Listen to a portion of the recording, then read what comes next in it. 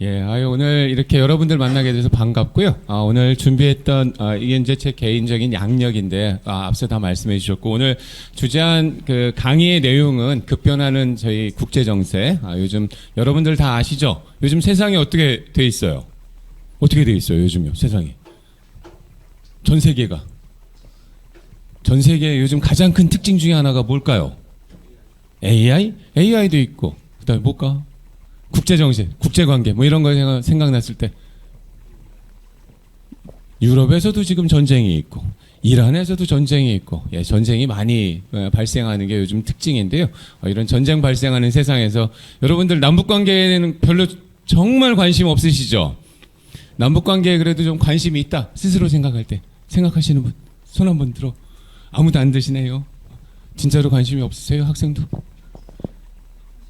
관심 있어야죠. 관심 있었으니까 수업 들으셨을 거 아니에요. 그래서 조금씩의 관심은 있으실 텐데, 오늘 뭐 여러분들이 이렇게 많은 관심을 갖고 있는 주제는 아니긴 할 것 같습니다만, 그래도 이제 1시간 동안에 그래도 한번 이런 남북 관계나 또는 요즘 변화하는 국제 정세 속에서 어떻게 우리 남북 관계가 나아가야 될지 이런 것들을 짧게 한번 고민해 보는 시간을 가지려고 합니다. 그래서 그런 거고요. 오늘 내용은 이런 내용으로 이렇게 해서 말씀드리려고 합니다. 그래서 급변하는 세계 질서, 요즘 세계 질서가 많이 변화하고 있는데 변화하는 세계 질서를 살펴보고 그 다음에 이런 상황에서 사실은 이제 뭐 몇몇 여기서도 혹시 그런 학생들이 있을지도 모르겠는데 몇몇 그런 뭐 언론이라든가 이런 데서 요즘 트럼프 대통령이 어디를 폭격을 했었어요? 어디 폭격하고 그랬는지 혹시 아시는 학생들이 있을까요? 어디 폭격했는지 아세요? 혹시? 어디 폭격했어요? 이란 폭격하고 그 다음에 그 이전에는 또 뭐 했어요? 베네수엘라에서는 어떻게 했어요? 베네수엘라에서 뭐 했죠? 트럼프 대통령이? 혹시 아세요? 베네수엘라 대통령을 잡아갔어요. 베네수엘라 대통령을 잡아가고 그래서 그런 상황에서 다음번 타겟으로 김정은을 잡아가야 된다라고 하는 얘기 들어본 적 있으실까 모르겠네요.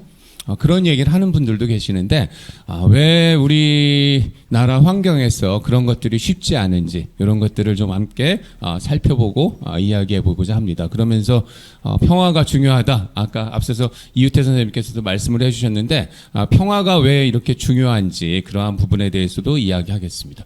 마이크가 잘 들리나요? 어떤가요? 잘 들리나요? 아니면 그냥 마이크 없이 할까요, 제가? 자, 그러면 변화하는 국제 질서 이런 데부터 한번 이렇게 살펴보도록 하겠습니다. 여러분들 뭐 많은 관심이 없을 수도 있는데 문과 전공하는 학생 여기서 문과 이공계 전공하는 학생들 이공계가 상당히 많네요. 그리고 이공계하는 학생들은 정말 또 좀 문과 학생들하고 좀 다르긴 하더라고요. 그래서 이런 걸 잘 모르는 학생들도 많을 텐데 아주 그냥 뭐 상식적인 선에서 이렇게 이야기를 한번 해보겠습니다. 냉전이 언제 끝났는지 여러분들은 잘 모르시죠?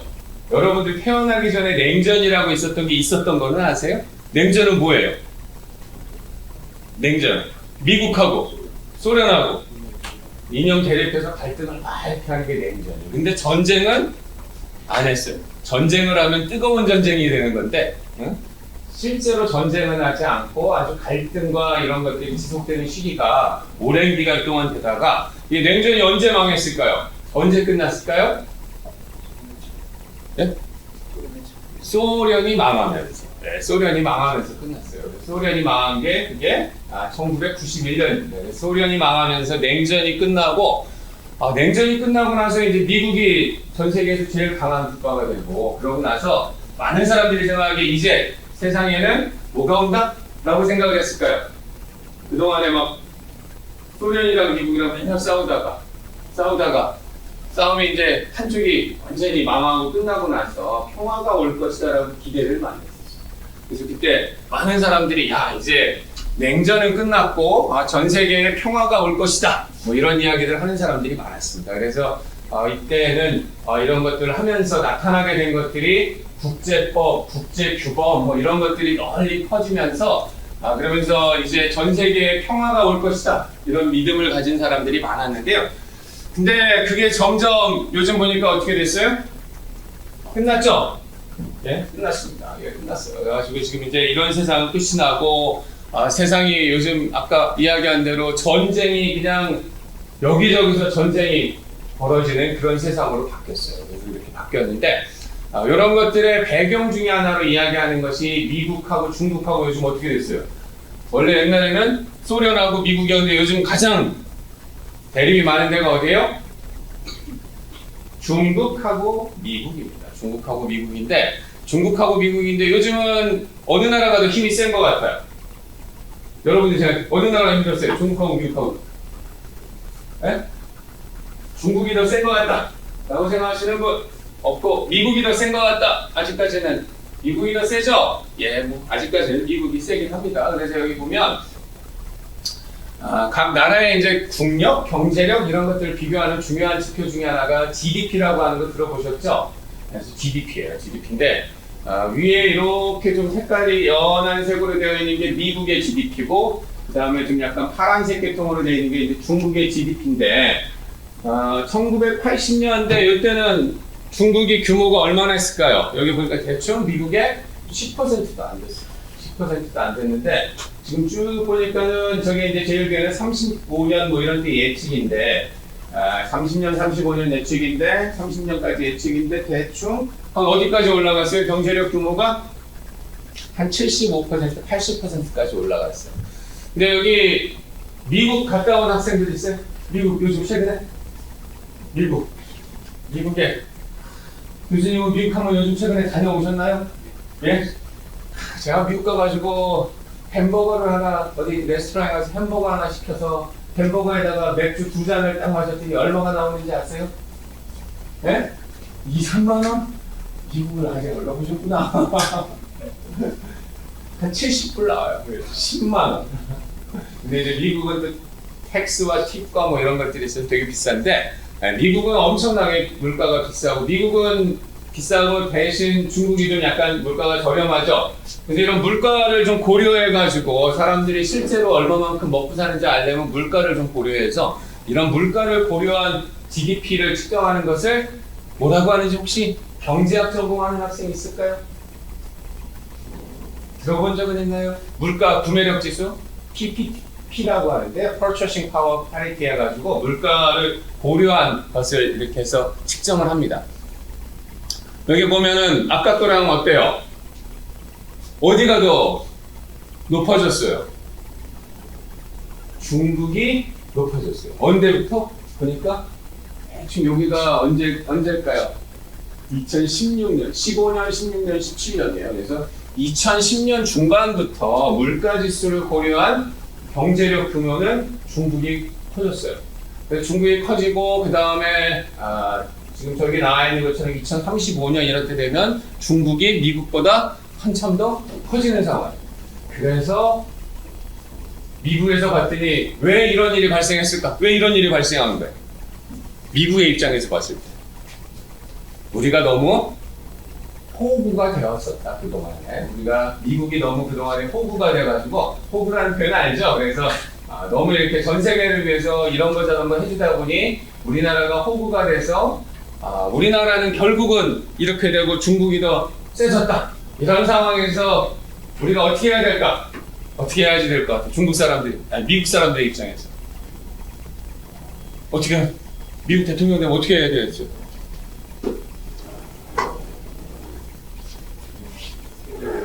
세계에서 우리나라를 좀 더 이제 잘 해가지고 우리나라가 그동안에 손해를 많이 봤으니 이제부터는 우리 것을 좀 챙겨야 되겠다. 이런 생각이 들겠죠? 그래서 나타난 사람이 누구예요? 그래서 나타난 미국의 대통령이 트럼프 대통령이죠. 그래서 이런 상황을 배경으로 해서 사실은 트럼프 대통령이 등장을 했고, 트럼프 대통령이 등장하면서 세계가 요즘 격변을 보이고 있습니다. 근데 트럼프 대통령뿐만이 아니라 사실은 이제 전 세계적으로 요즘 여기 있는 것처럼 러시아 우크라이나 전쟁도 있고 이스라엘 하마스 전쟁도 있고, 트럼프 대통령 등장 이후에 규칙은 다 안 지키려고 하고, 뭐가 제일 중요해진 것 같아요? 국제관계에서 제일 중요해진 건 뭐가 제일 중요해요? 힘이 제일 중요하다. 힘의 정치의 귀환이라고 이야기하고 있습니다. 그래서 국제관계에서 점점 이제 이런 규칙이라든가 이런 것들은 별로 중요하지가 않고 아주 힘이 중요한 그러한 세상이 되었습니다. 그래서 이런 힘, 뭐 각자 도생의 시대 이런 시대가 돼가지고 이렇게 되어 있고 그 다음에 이런 상황에서 등장한 게 트럼프 대통령이고 네, 그래서 트럼프 대통령이 등장을 해서 아주 그 강력한 그런 이 뭐랄까 자국 우선주의 이런 정책을 추진하고 있습니다. 그래서 아메리카 퍼스트라고 많이 들어보셨죠? 뭐예요? 미국 우선주의. 이제 뭐 동맹도 없고 질서도 없고 뭐가 최고다? 그냥 미국의 국익이 최고다. 이게 트럼프 대통령의 입장입니다. 그래서 Make America Great Again 뭐 이런 것들을 최근에 나오는 것들을 많이 알고 계실 텐데 이런 것들을 기반으로 해서 보호주의 정책, 관세도 막 보호주의 관세도 엄청나게 많이 때리고 그러고 있는 정책의 변화를 보여주고 있습니다. 그러고 나서 또 뭐 파나마 운하 이런 것들을 뭐 반환 요구하기도 하고 혹시 이런 건 들어보셨나요? 그다음 그린란드 점령하겠다는 얘기. 그린란드는 어디 있는 데예요? 그린란드가 예? 북극 부근에 있어요. 아주 북극 부근에 있는 데인데 사실은 그린란드라고 하지만 그린란드는 별로 없고 다 아이슬란드이긴 합니다. 그런데 그런 섬을 갖다가 인수 제한하겠다라고 이야기도 하기도 했고 그 다음에 이란 핵시설 폭격, 베네수엘라 마두로 대통령 체포, 이란 최고 지도자 하메네이 암살 등 아주 예전에는 생각할 수도 없었던 이런 일들을 벌이고 있습니다. 여기 보시면 이거는 뭘까요? 이게 뭔지 아세요? 이란에 핵시설이 있었던 곳이에요. 그래서 여기 보시면 뭐 이란에 여기 터널 입구, 그 다음에 터널 이란에 이런 그 핵시설이 있었던 포르도라고 하는 지역의 시설인데 여기다 어떻게 됐어요? 지금 요거는 전이고 언제요? 6월 21일 날 작년 6월 21일 날 어떻게 했어요? 폭격했어요. 그래가지고 벙커버스터로 폭격해가지고 했던 그런 사진입니다. 그래서 그렇고 그 다음에 파포라고 해서 이 파포는 되게 그 미국 사람들이 쓰는 속어예요. 무슨 말일까요? 무슨 말인지는 모르시죠? 속어인데 이게 그 속어고 이거는 그 제가 하는 얘기가 아니라 여기 미국 사람들이 하는 게 fuck around 여기 있습니다. fuck around and find out이라고 되어 있는데 걸리면 죽는다. 니들 걸리면 죽는다. 이런 속어거든요. 그래서 사실은 뭐 정치인들이나 이런 사람들이 이렇게 쓰는 표현은 아닌데 이 표현을 이게 공식 그 백악관의 사이트예요. 공식 백악관 사이트에다 올려놨어요. 그래서 이거는 공식 백악관 사이트에 올라왔던 사진인데 걸리면 죽는다. 그래가지고 누구나 하나 걸리면 죽는다 해가지고 이렇게 백악관 사이트에다가도 올려놓고 그래서 걸린 사람이 누굴까요? 여기요? 아까 이야기했습니다만 누구죠? 베네수엘라의 마두로 대통령이에요. 그래서 마두로 대통령은 베네수엘라가 뭐 약간의 뭐 미국하고 갈등이 있었는데 그래도 우리나라로 따지면 어떻게 되어 있는 거예요? 우리나라로 따지면 대통령이고 대통령이 잠자고 있는데 어떻게 했어요? 미군이 가가지고 그냥 잡아갔어요. 그래가지고 이런 일이 벌어진 게 이게 올해 초였습니다. 그래서 마두로 대통령이 이렇게 잡아가는 일들이 있었고 그 다음에 잘 아시는 바와 같이 이란에서도 폭격했죠. 이란은 이스라엘하고 같이 폭격을 해서 하메네이라고 하는 이란의 정치 지도자였습니다. 그래서 제일 높은 사람이었는데 최고 지도자였는데 어떻게 됐어요? 죽었어요. 그래서 하메네이도 죽고 그러면서 뭐 전 세계 위한 정의 이런 이야기들을 하고 있습니다. 근데 그러고 났더니 앞서 얘기 드린 대로 여러분들이 생각할 때도 어때요? 야, 북한이 어떻죠 요즘에? 우리한테 여러 가지 문제가 많죠. 그 다음에 여러분 북한이 핵 가지고 있는 것도 잘 알죠. 핵실험도 계속 하고 있고 그래서 깜짝 놀랐는데 은근히 이런 생각하고 있는 분들이 많이 계시더라고요. 이거 이제 미국이 저랬으니 이제 트럼프가 다음은 아까 걸리면 죽는다 그랬죠. 걸리면 죽는다 그랬는데 저거 다음번으로 걸리는 애가 누구다? 김정은이다. 이렇게 생각하는 사람들이 은근히 또 많이 있어요. 여기도 혹시 있을지도 모르겠네요. 여기는 이런 거는 물어봐도 손은 잘 안 들더라고 학생들이. 근데 아마도 이게 지금 트럼프가 저렇게 한 걸 봤을 때 다음번에 조만간 아마도 이제 김정은이가 잘 이렇게 협조적으로 나오지 않으면 김정은을 타격하겠구나 이런 생각을 하는 사람들이 한국에도 계시고, 근데 그게 한국만 있는 거는 또 아니에요. 한국만 있는 것도 아니고, 여기 보면 After Maduro and Khamenei, is it time for Kim Jong-un, North Korean leader, may become Trump's next target? 뭐 이런 기사들이 외신 기사들도 있어요. 그래서 김정은 우리 국무위원장, 국무위원장이죠, 북한의. 김정은을 다음번 타겟으로 삼아서 뭘 하자는 얘기일까요, 이게요? 뭐 하는 거예요? 다음번 타겟으로 삼아가지고. 김정은을 참수하는 거죠. 사실 하메네이처럼, 이란의 하메네이처럼 김정은을 참수하는 이런 이야기들이 많이 언론에 오르내리고 있습니다. 이렇게 되어 있고, Is the North Korean leadership at risk of Iran-style decapitation strike? 해가지고 이란처럼 폭격을 해가지고, 이란이 아시다시피 뭐 그 미국하고 이스라엘하고 갈등이 있었는데, 관료들, 그 소위 얘기해서 이란의 정신 그 하메네이뿐만 아니라 다른 지도자들이 다 모여있던 회의하고 뭐 이런 거 있을 때 전부 다 폭격 맞아가지고 죽었어요. 여러분들이 생각할 때 어떻게 이게 가능할 것 같아요? 어떨 것 같아요? 좋을까요? 나쁠까요? 이렇게 해서 이란처럼 폭격을 하면 우리한테 좋을까요? 나쁠까요? 어떻게 될 것 같아요? 가능할까? 어떨까? 어떨 것 같아요?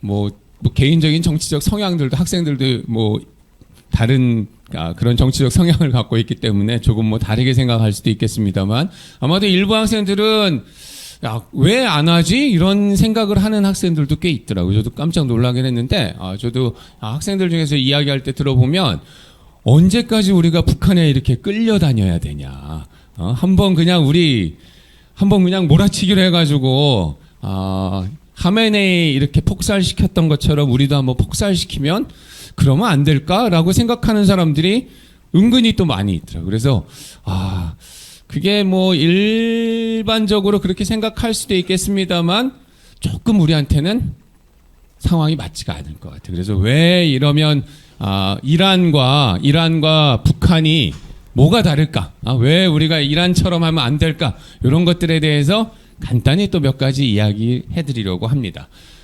우리나라가 이란처럼 못하는 첫 번째, 그러니까 북한이 이란하고 다른 첫 번째 이유가 뭘까요? 북한하고 이란하고 다른 첫 번째 이유. 뭘 것 같아요? 학생. 중국이 있다. 뭐 그것도 맞아요. 중국이 있다. 북한 뒤에는 중국이 있는데 이란 뒤에는 중국이 없었어요. 그것도 이따가 얘기하는 것 중에 하나고. 그 다음에 가장 큰 차이는 뭘까요? 북한하고 이란하고 우리가 어떻게 할 수 없는 가장 큰 차이 뭘까요? 첫 번째 딱 해서 다른 이유는 핵입니다. 이건 잘 알고 계실 텐데요. 북한이 핵 가지고 있다는 건 다 알고 있죠. 근데 학생들이 잘 모르고 있는데 북한이 핵무기 몇 개 갖고 있는지 아세요? 핵탄두 몇 개 갖고 있다고 적혀 있어요. 여기요. 핵탄두. 북한이 핵탄두를 미사일에 장착되거나 작전부대 기지에 배치된 탄두는 뭐 이런 게 이렇게 돼 있는데 배치, 저장, 퇴역, 펜스나 탄두의 합계인데 지금 북한이 여기에는 몇 개 돼 있어요? 50개의 탄두를 가지고 있어요. 핵탄두 50개. 이거는 어디서 나온 거냐면 시프리라고 사실은 그 스톡홀름 국제평화연구소라고 관련된 이런 자료를 모아서 발간하는 국제적으로 전 세계에서 가장 유명한 연구소입니다. 여기서 추정한 추정치인데 북한이 핵탄두 50개를 가지고 있다. 이렇게 돼서 그래서 여러분 조선일보면은 그래도 나름 믿을만 하죠. 조선일보가 그렇게 거짓말은 안 하죠. 근데 조선일보에서도 뭐라고 그랬어요? 북한은 이란처럼 못하는 이유, 김정은 손에 이미 핵탄두 50개라고 조선일보에서도 이렇게 이야기를 하고 있어요. 그래서 50개의 핵탄두를 갖고 있어요. 50개의 핵탄두. 이란은 몇 개 있었어요? 핵탄두가 몇 개 있었을까요? 아까 이런 핵시설 파괴되고 그랬다고 그랬잖아요. 제로. 핵탄두는 하나도 없었어요. 지금 이제 핵무기를 만들려고 열심히 노력은 하고 있는데 핵무기는 하나도 없었던 것에 비해서 북한은 핵무기가 50개, 이미 핵탄두 50개 가지고 있어요. 요즘도 계속 북한은 핵 개발을 하고 있어요. 요즘 핵 개발하고 있는데 1년에 요즘 뭐 핵물질 계속 농축하고 우라늄 농축하고 이런 것들 하고 있는데 1년에 핵을 몇 개를 더 만들 수 있는지 들어본 학생이 있을까요? 북한이 핵을 몇 개를 더 만들 것 같아요? 1년에 계속 이렇게 핵 개발하면 북한이 핵을 몇 개나 더 만들 수 있을 것 같아요. 1년에. 됐어요. 추정. 뭐 7개에서 10개. 진짜로 그렇게 이야기하고 있거든요. 그러면 지금 이 속도로 해가지고 한 20년 만들면 몇 개를 더 만들까요? 200개 정도를 핵무기를 더 만들 수 있겠죠. 예, 그래서 앞으로 20년 정도 지나면 북한이 핵무기를 200개 정도쯤 더 만든다고 그래요.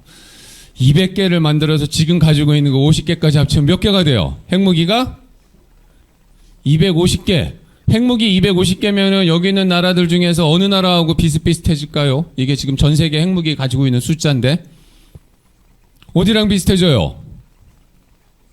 예? 프랑스. 전 세계 몇 등? 4등. 4등이죠. 여기 중국이, 요거는 이제 배치한 거고요. 전체 무기수는 여기 600개 정도 갖고 있거든요. 중국이 요 정도 가지고 있고, 그 다음에 지금 프랑스가 한 280개를 배치하고 290개 정도 가지고 있고, 영국이 225개 가지고 있고, 120개 배치해 둔 상태입니다. 그래서 한 20년 지나면 북한이 대충 전 세계에서 4등 내지 5등 정도 되는 핵을 가지고 있는 나라가 돼요. 이거는 몰랐죠? 이런 얘기 들어본 적 있어요?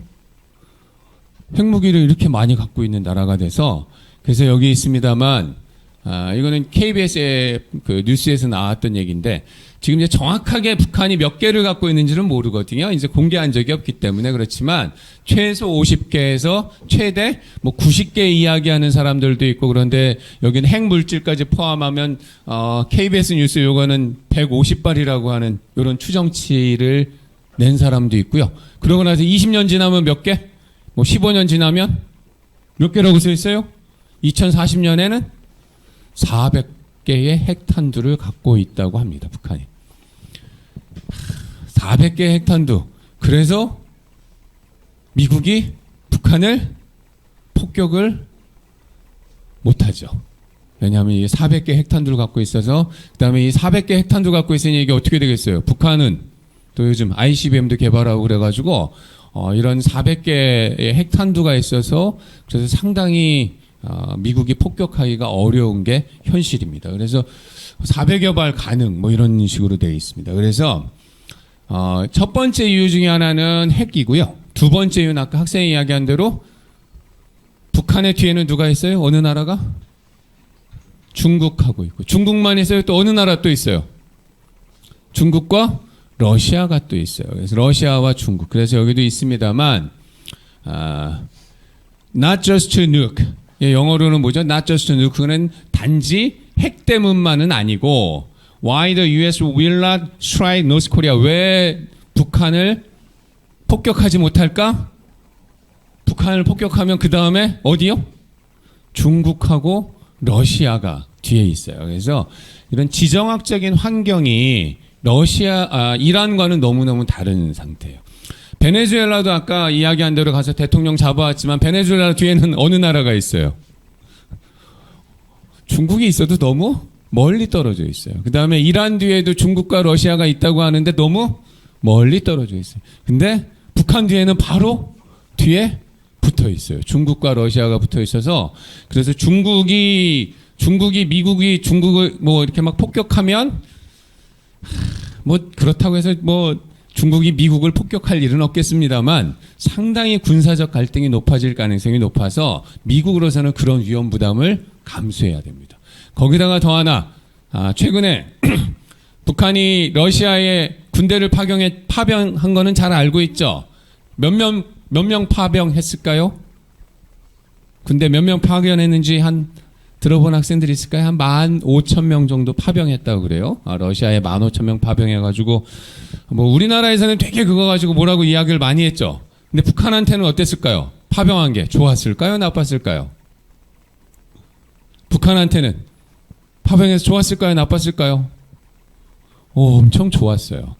뭐 우리는 뭐 여러 가지 가서 전쟁에 가서 많은 사람들이 부상도 당하고 사망도 하고 그랬다라고 이야기했는데 북한 입장에서는 너무 좋았어요. 그래서 그런 이 북중러 간의 이런 협력 관계 이런 것들을 보여주는 사진인데 이거는 작년에 중국의 전승절 사진이에요. 작년에 전승절 사진에 중국에서 전승절이라고 하면 일본에 이긴 그날을 기념하는 날인데 그때 전승전 사진이고 그 다음에 여기 있습니다만 그거 이어서 러시아 파병을 해가지고 1년 동안 돈을 얼마를 벌었다고 적혀 있어요 여기요?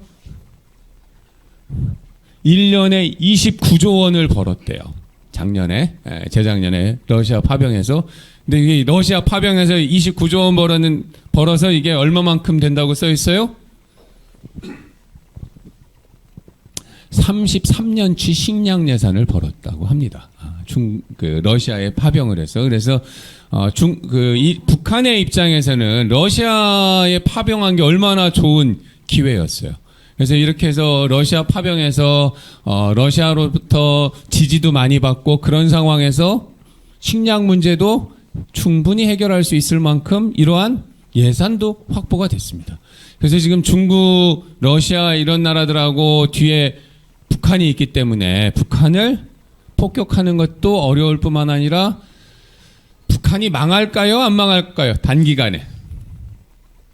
망할까요? 안 망할까요? 그동안에 사실은 핵 개발을 한다고 해서 지난 30년 동안 북한에 대해서 제재를 했었어요. 국제사회에서. 제재를 했는데도 안 망했는데 지금 어떻게 됐어요? 상황은 더 좋아졌어요. 핵무기는 계속 숫자는 늘어나고 있고 그래서 여기 적혀 있는 것처럼 2040년이 되면 핵무기를 뭐 250발에서 400발 전 세계에서 핵무기 보유 숫자로 4, 5등 한 손가락 안에 들어가는 그런 국방력을 갖추고 있는 상황에서 러시아 우크라이나 전쟁으로 식량 예산 30년치 확보했죠. 30년치 식량은 예산은 확보하고 있고 그 다음에 중국하고 미국하고 북한 입장에서는 중국하고 미국하고 둘 중에 어느 나라가 잘 되는 게 좋을까요? 중국이 잘 되는 게 좋죠. 근데 중국이 요즘 미국보다 여러 가지 이런 어려움이 있습니다만 아까 IMF에서 추정한 추정치에 의하면 미국보다 훨씬 더 경제 규모도 커지고 있어요. 그래서 북한으로서는 지난 30년 동안 정말 고생을 많이 했는데 요즘 좋은 일들이 너무 많이 생기고 있는 상황이 됐습니다. 북한 입장에서는. 그래서 이런 지정학적 환경 뭐 이런 이유로 북한이 망하지도 않을 뿐만 아니라 폭격하기도 어렵습니다. 그 다음에 더 큰 이유가 있어요. 더 큰 이유가 있는데 그건 뭘까요? 북한은 이건 이제 요번에 러시아에서 전승절 기념 행사 때 또 북한군이 가가지고 행진했던 모습이에요. 그래서 러시아하고 북한하고 아주 요즘 긴밀한 관계가 지속되고 있고요. 그 다음에 요거가 떠나가지고 다른 거. 요게 더 어려운 상황인데 우리한테는. 여러분들, 이란의 테헤란과 이스라엘의 거리가 여기 몇 킬로로 적혀 있어요? 1900km로 적혀 있어요. 1900km예요. 1900km. 그래서 이란에 대해서 막 폭격하면 이란은 대응 수단으로 뭘 보내요? 드론을 날려보내거나 아니면 미사일을 쏴서 보내죠. 미사일을 쏴서 보내면 그래서 이란이 이란에 막 폭격하고 나서 미사일을 쏘거나 드론을 쏘면 드론이나 이런 미사일이 날아가는데 몇 시간 걸릴까요? 시속 1000km로 날아가면 몇 시간 걸려요? 테헤란이나 이란에서 미사일 쏘면 이스라엘까지 2시간 걸려요. 시속 1000km로 날아가는 미사일. 근데 시속 1000km 아니라 한 600km? 이런 것들도 많고 드론은 300km, 400km 밖에 안 되는 것들도 많거든요. 그런 걸로 하면 몇 시간 걸려요? 이란에서 쏴가지고 이스라엘까지 가는데 대충 한 4-5시간 걸려요. 4-5시간 걸려가지고 그래서 그 4-5시간 동안 이스라엘은 뭐 하는 거예요? 날라오기 전에 드론 이런 걸 격추시키기 위해서 막 방공 미사일, 패트리언 미사일도 쏘고 그 다음에 또 여기 이제 이스라엘의 아이언 돔이라고 해서 방어 시스템들이 있어요. 그래가지고 여러분들 혹시 유튜브나 이런 데서 본 분들도 있을 텐데 막 이란이 이렇게 미사일 공격하면 이스라엘은 그거에 대해서 그 요격하는 거예요. 요격하는 것들 많이 이런 것들 나와 있을 텐데 요격을 해서 그래서 피해를 많이 줄일 수가 있어요. 그래서 이제 여기 보면 여기서 1900km를 날아가서 이란에 날아가가지고 이란을 막 폭격을 했어요. 이스라엘이. 그러면 그거에 대한 대응으로 이란이 막 겨냥해서 미사일과 드론을 200발이 넘게 발사해서 공습을 막 했어요. 그래서 200발 이렇게 발사하면 이 중에서 이스라엘 땅에 떨어지는 거 몇 발일까요? 몇 발 떨어지는 것 같아요? 몇 발쯤 떨어질까요? 이스라엘 땅에 떨어지는 거. 10발도 안 돼요. 200발 쏘면 10발도 안 되는 정도밖에 땅에 떨어지지 않고 나머지는 다 어떻게 되는 거예요? 공중에서 이스라엘은 요격을 하고 있어요. 그래서 이렇게 이스라엘은 뭐 이런 것 때문에 뭐 이란을 가서 막 폭격하고 하는데 우리나라는 어떻게 될까요? 우리나라 여기서 휴전선까지 거리 직선거리 얼마인지 아는 학생? 여기서 휴전선까지 직선거리 얼마쯤 될 것 같아요? 50km가 안 됩니다. 40km밖에 안 돼요. 여기서는 40km밖에 안 되는데요. 여기 보면 이게 북한과 이런 지리적 근접성이에요. 그래서 배트라인 드론즈 되어 있는데 여기가 이제 뭐 서울까지 35마일이라고 돼 있기도 하는데 여기 서울의 북부 쪽까지 여기 서울 남부 쪽까지가 50km고요. 35마일 50km고 서울 북부는 한 40km 이렇게 되고 있어요. 여기 혹시 일산에 사는 학생 있을까요? 일산 없나요? 파주에 사는 학생 있나요? 파주 출신. 파주가 어디 있을까요? 파주는 여기 있어요. 파주가 여기 있고 일산은 여기 있고 그 다음에 서울이 여기죠. 그러니까 서울은 여기 있고 서울 여기 있고 일산이 여기고 파주가 여기에 있어요. 파주까지 몇 킬로일까요? 파주에서 휴전선까지. 파주라고는 들어는 봤어요, 학생들? 파주는 잘 들어봤죠? 예. 파주와 휴전선까지 거리는 몇 킬로? 직선거리 10킬로, 20킬로 그거밖에 안 돼요. 그래서 저 가끔 우리 학생들 데리고 여기 군사분계선 휴전선이 있는데 여기에 가면 전망대, 통일전망대 이런 데 가서 쫙 봐요. 그래서 이렇게 쭉 보면 앞에 저기는 북한 땅이 막 보여요. 근데 이쪽으로 딱 돌아서 저쪽에 보면 뭐가 보이는지 아세요? 뭐가 보일까요? 아파트 단지가 보여요. 근데 두 개가 너무 가까워. 그래서 정말 한 20km 안 되는 그런 거리에 많은 사람들이 살고 있어요.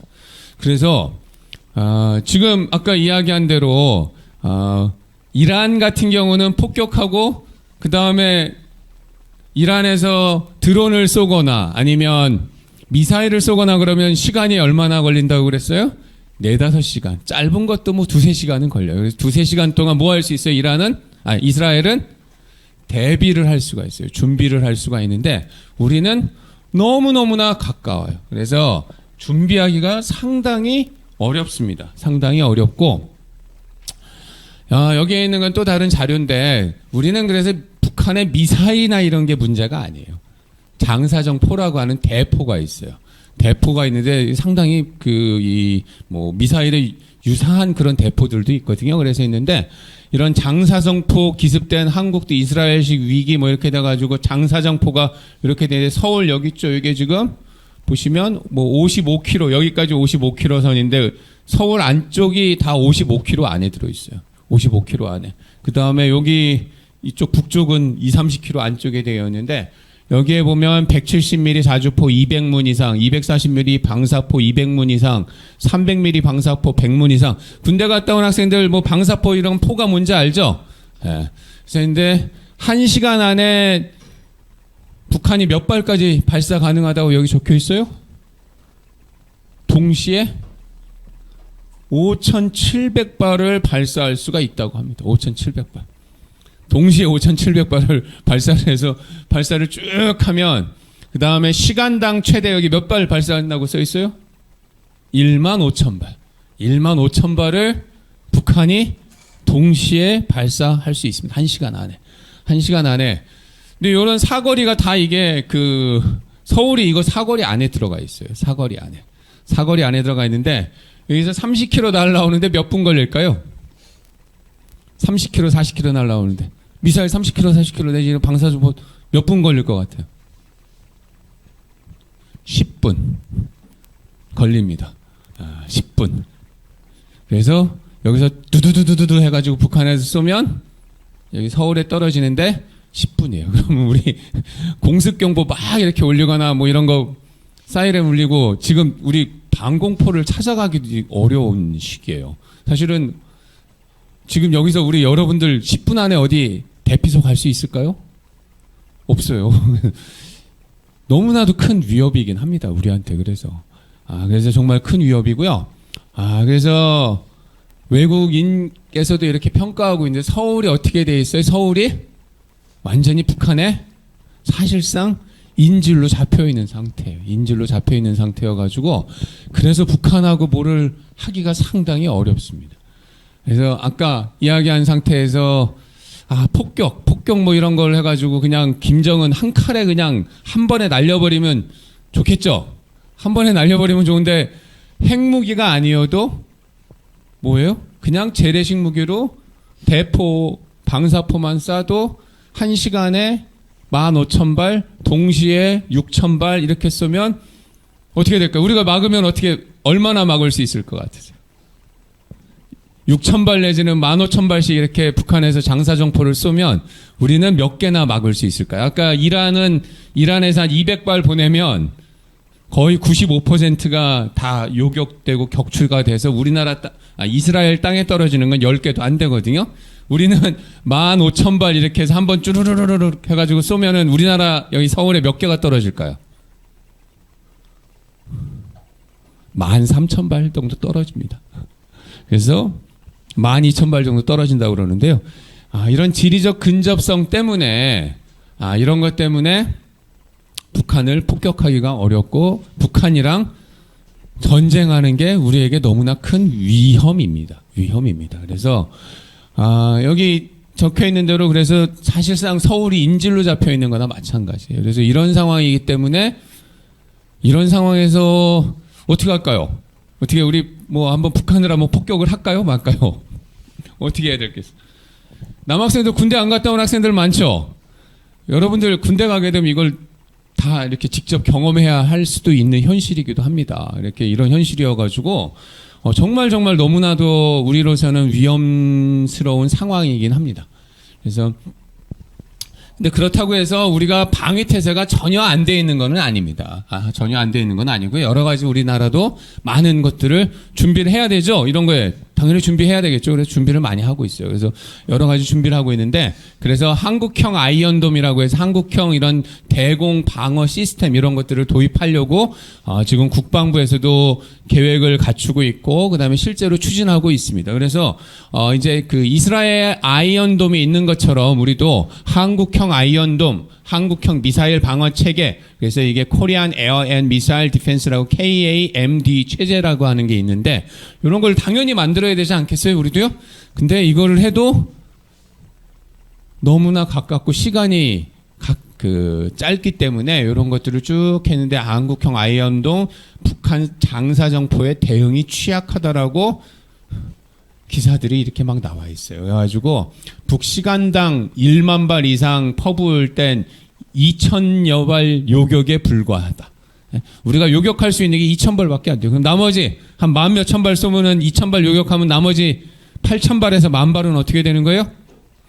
여기 서울에 떨어지는 거예요. 서울과 이런 데 떨어진다고 생각을 해야 되기 때문에 이게 한계가 많습니다. 그 다음에 아이언돔의 불편한 진실과 방위사업청장의 솔직한 고백. 방위사업청장이 뭐라고 그러셨냐? 방위사업청장이라는 건 우리 이런 국방 방위를 책임지는 분 중에 한 분이신데 거기서도 얘기가 한국형 아이언돔은 이게 그 민간 피해를 막을 수는 없다. 이렇게 이야기를 하고 있습니다. 그래서 상당히 어려운 상황이어서 그래서 이런 미사일 방어 시스템을 그래도 도입을 해야 되겠죠. 그래서 열심히 도입하려고 준비하고 있고 하고 있지만 한계가 많다 이런 거고요.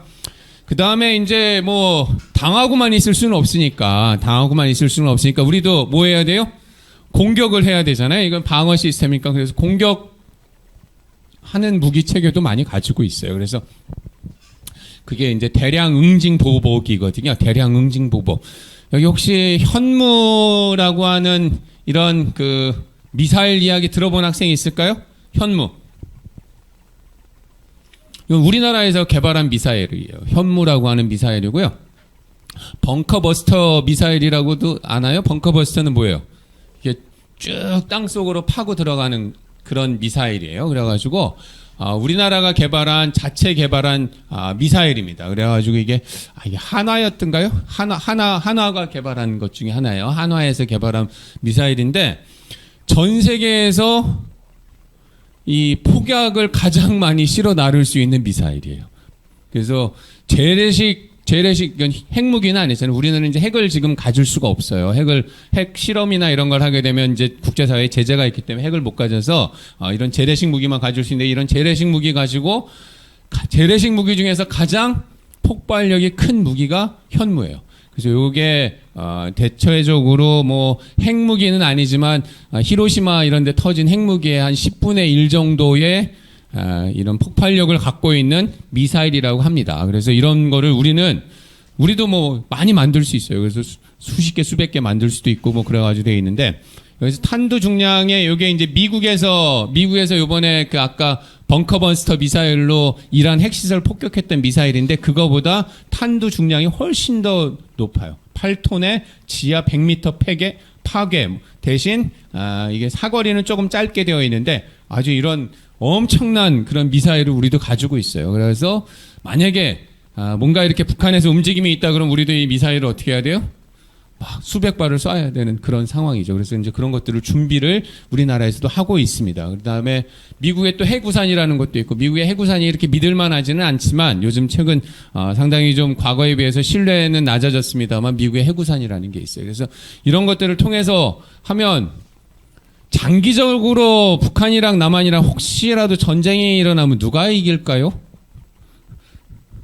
저는 우리나라가 이긴다고 믿고 있습니다. 저는 우리나라가 이길 수 있다고 믿고 있어요. 그래서 우리나라가 이런 여러 가지 뭐 미사일 방어 체계라든가 이런 그 공격용 대량 응징 보복 시스템 그다음에 미군의 이런 그 이 해구산이라든가 이런 것들을 통해서 미국하고 이런 도움으로 이길 수 있다고 생각은 하는데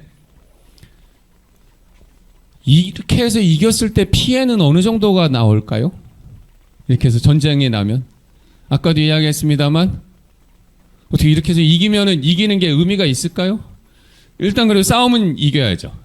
북한이랑 혹시라도 전쟁이나 이런 게 벌어지게 되면 반드시 우리가 이겨야 될 정도로 사실은 여러 가지 이런 국방력을 강화해야 하는데 이렇게 이겨가지고 뭐 하겠습니까? 이겨서 뭐 하겠습니까? 이렇게 해서 이겨도 우리 얼마나 죽을까요? 사망자. 별로 이렇게 생각하기도 싫을 정도로 우리에게는 끔찍한 현실입니다. 정말 끔찍한 현실이기 때문에 그래서 이렇게 해서 굳이 이렇게까지 해가지고 이겨야 될까라는 생각이 들 수밖에 없을 것 같아요. 그래서 사실은 뭐 평화가 중요하지 않을까. 이런 상황에서 평화가 제일 중요하고 그 다음에 그래서 북한하고의 관계라든가 이런 거에서는 뭐 많은 사람들이 아까 얘기했습니다만 북한하고 뭐 언제까지 이렇게 당하고 살 거냐 북한에게. 그 다음에 까짓거 그냥 이란 그렇게 공습한 것처럼 우리도 한번 공습해가지고 김정은 그냥 참수시켜버리고 거기 다 이렇게 박살내버리면 그걸로 그냥 끝 아닐까라고 생각을 할 수도 있겠습니다만 우리가 처한 현실이 그렇게 녹록지가 않습니다. 쉬운 현실은 아니고 이러한 현실에서 우리는 어떻게 해야 되겠어요? 어떻게 하는 게 좋겠어요? 북한하고 학생이 어떻게 북한하고 어떻게 지내야 되겠어요? 이런 상황에서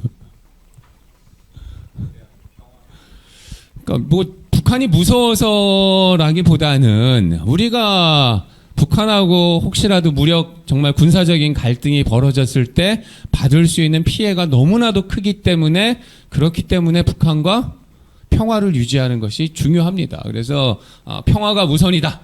이런 얘기를 해야 되는데 아까 이제 앞서 이우태 선생님도 얘기하셨는데 우리 연구원에서 한 20년 동안 이런 국민들에 대해서 설문조사를 해왔어요. 그래서 거기서 보면 했는데 이제 그 설문조사 결과이기도 합니다만 이거는 사실 이재명 대통령이 작년에 취임식 때 한 얘기셨어요. 그리고 사실 이런 얘기를 많이 하셨는데 글쎄, 아무리 비싼 평화도 전쟁보다 낫습니다. 싸워서 이기는 것보다 싸우지 않고 이기는 것이 낫고, 싸울 필요 없는 평화가 가장 확실한 안보입니다. 이렇게 이야기하셨는데, 앞서 이야기한 대로 북한하고 우리하고 전쟁이 나면 우리가 이길 수 있다고 믿고 싶습니다. 근데 사실은 실제로 질 수도 있어요. 북한의 핵무기 때문에. 그렇지만 이길 수 있다라고 믿고 있고 이겨야 된다라고 생각을 하고 있습니다만, 그렇게 해서 이겨야 뭐 하겠습니까? 이렇게 수많은 수백 명, 뭐 수천 명 단위가 아니라 수백 명, 수천 명 단위가 아니라 수십만 명 단위의 사람들이 목숨을 잃어야 될 수도 있는데, 그런 상황에서 전쟁을 하면 안 되겠죠. 그러니까 전쟁하지 않고 평화를 유지하는 것이 중요하고, 그다음에 이런 것들이 뭐 이재명 대통령께서도 강조하셨습니다만, 앞서 이야기 드린 대로 우리 연구원에서 진행한 설문조사 결과도 보면 평화가 다 중요하다고 하셨습니다. 그래서 이거 보면 어느 나라가 가장 위협적인 국가냐 이렇게 물어보면 북한이 가장 위협적인 국가라고 이야기를 하고 있어요. 그럼 뭐 당연히 여러분들도 그렇게 생각할 것이고, 북한이 가장 위협적이고, 여기는 어느 나라일까요? 두 번째 중국입니다. 중국이 가장 그 두 번째고요. 그 다음에 이번에 세 번째가 러시아로 올라왔어요. 일본은 조금 떨어졌고, 일본이 한때는 여기까지 올라왔던 적도 있었는데 요즘 일본에 대해서는 별로 이렇게 위협적이라고 인식하는 것들이 많이 줄은 것 같습니다. 그래서 북한, 중국이고, 그 다음에 여러분 북한이 핵무기를 포기할 것 같으세요?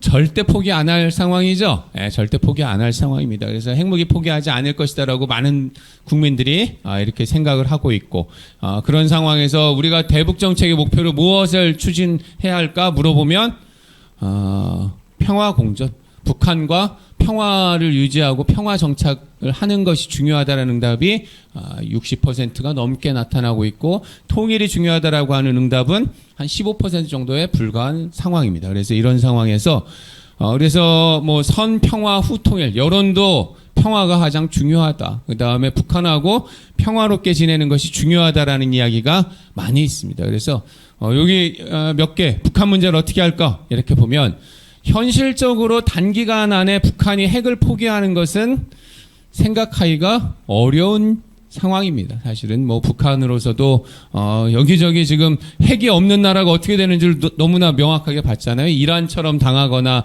아니면 우크라이나처럼 이렇게 침략당하고 그런 상황을 봤기 때문에 북한으로서는 핵을 절대로 포기하지 않을 가능성이 높습니다. 그러면 핵을 포기하지도 않고, 아까 이야기 드린 대로 경제 상황도 너무 좋아지고, 식량 문제도 러시아에 파병해가지고 30년치 식량 예산도 확보하고, 이런 상황에서 앞으로 여러분들이 살아갈 한 30년, 40년 동안은 어떻게 될까요? 북한이 망하지 않고 핵을 가진 북한이 있을 것 같아요. 이런 북한하고 어떻게 지내야 되냐? 싸워야 되냐? 라고 물어보면 어떻게 해야 될까요?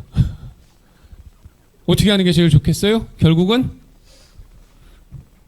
전쟁은 하면은 이길 수는 있을 것 같기도 하고, 뭔가 확실하게 좀 이렇게 그냥 북한 문제를 근원적으로 해결할 수 있을 것 같기도 합니다만, 근데 이렇게 우리에게 큰 피해가 오는데 전쟁을 하면 될까요? 상당히 어려울 것 같습니다. 그래서 사실은 평화 공존이 중요하다, 그런 이야기를 하는 거고요. 그래서 비핵화를 목표로 하더라도 당분간 핵을 가진 북한과 평화 공존을 고민하지 않을 수가 없는 것이 우리의 현실인 것 같습니다. 그래서 앞으로도 이런 평화 공존 문제라든가 이런 것들을 신경을 써야 될 것 같고요. 그리고 저도 그래서 뭐 기분 같아서는 아마 다 비슷할 거예요. 기분 같아서는, 마음 같아서는 북한 좀 야단도 치고 싶고 혼도 내주고 싶고, 그래서 막 이렇게 도발하고 그러면 그거에 대해서 우리가 보복해가지고 막 가서 좀 때려주고 싶기도 한데, 서울이 인질로 잡혀있네요. 서울이 인질로 잡혀있는 건 여러분들 다 뭐예요? 지금? 다 북한한테 인질로 목숨이 잡혀있는 상황이네요. 그래서 상당히 북한 문제를 해결하기가 쉽지가 않습니다.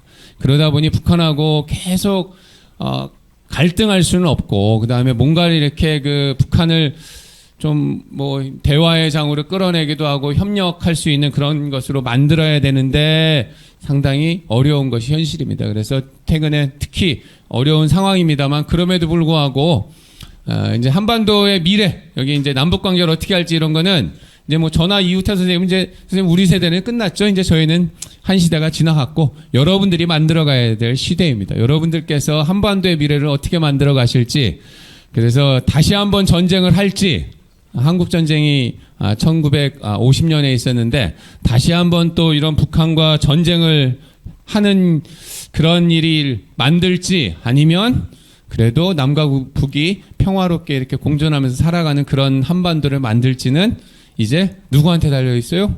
제가 아니라 여러분들한테 달려 있습니다. 그래서 여러분들이 이런 것들을 조금 염두에 두시고 한번 남북 관계를 앞으로 어떻게 끌고 가는 것이 좋을지 이런 것들도 좀 고민해 주시면 좋을 것 같고요. 그리고 앞서 뭐 계속 이야기 드린 대로 저 김정은도 한 방에 그냥 한번 이란처럼 해버릴까? 이런 생각이 참 안 맞는 게 그게 너무나 답답한 현실이긴 한데 그게 우리가 처한 안보 환경입니다. 예, 대충 이런 정도에서 시간이 뭐 딱 이렇게 돼가지고 이렇게 맞춰야 될 것 같은데 뭐 질의응답을 받을까요? 어떻게 할까요? 예, 뭐 질의응답 혹시라도 그래도 이거 정말 궁금하다, 물어보고 싶다 있으면 손 들고 이야기해 주세요. 예. 궁금한 거 많은데 또 끝날 시간 돼가면 원래 학생들이 질문을 잘 안 하긴 하는데 맞죠? 끝날 시간에 돼가지고 질문하면 눈치 주죠. 서로. 야, 저 눈치 코치 좀 보면서 질문하지. 지금 끝나야 되는데 질문하고 있다 막 그럴 텐데. 재밌게 그래도 잘 들으셨나요? 새로운 이야기들도 많이 들으셨나요? 아마 그냥 뭐 알고 있었던 이야기들도 많이 있을 텐데 그래도 그리고 신문의 기사나 이런 걸로 아주 가끔씩 단편적으로 나오는 이야기들이긴 합니다. 근데 이제 이런 것들을 잘 이렇게 들을 수 있는 기회가 많지 않아서 그래서 우리 젊은 학생들도 잘 모르는 학생들이 은근히 많더라고요. 그래서 이렇게 강의를 준비해봤는데 어쨌든 여러분들에게 그래도 조금이나마 도움이 되고 그 다음에 이런 강의를 통해서 북한이나 이런 문제를 다루는 데 있어서 조금 미래를 한번 고민해보는 시간을 여러분들이 가져보시길 바랍니다. 예, 그러면 뭐 특별히 다른 질문 없으면 오늘 강의는 여기서 마치도록 하겠습니다. 예, 감사합니다.